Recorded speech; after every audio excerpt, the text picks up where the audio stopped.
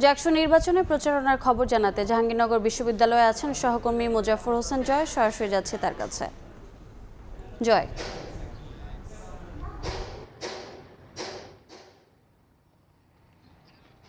জাকসু নির্বাচনের অষ্টম দিনে প্রচারণার এই অষ্টম দিনে আজকে কিন্তু নির্বাচন অনেকটা ঢিমের তালে চলেছে, কারণ আজকে ঈদে মিলাদুন্নবীর সরকারি ছুটি ছিল, যার কারণে কার্যক্রম বন্ধ ছিল।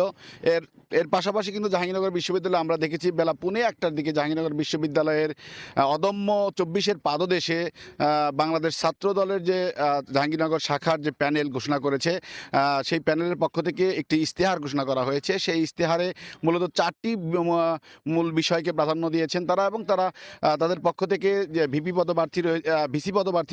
পদপ্রার্থী রয়েছেন, তিনি হচ্ছেন যে শেখ সাদি হাসান, তিনি এবং জিএস পদপ্রার্থী বৈশাখী কিন্তু এই 4টি মূল যে উদ্দেশ্য এবং যে তাদের এজেন্ডা সেটি ঘোষণা করেন, এবং তারা প্রতিশ্রুতিতে বলেন যে মূলত জাহাঙ্গীরনগর বিশ্ববিদ্যালয়ের গবেষণা কার্যক্রমকে এগিয়ে নিতে এবং একটি আন্তর্জাতিক মানের বিশ্ববিদ্যালয় স্থাপন করতে তারা কাজ করবেন। সেখানে ব্যাখ্যা হিসেবে তারা উল্লেখ করেন যে বাস্তবমুখী শিক্ষা ব্যবস্থাপনা গ্রহণ করার মধ্য দিয়ে এই কার্যক্রম স্থাপন করা হবে।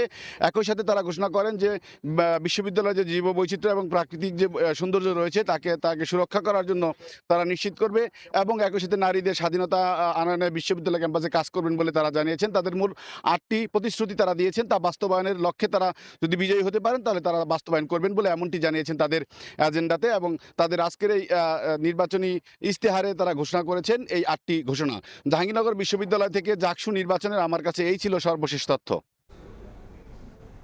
সরাসরি যুক্ত ছিলাম জাহাঙ্গীরনগর বিশ্ববিদ্যালয়ে।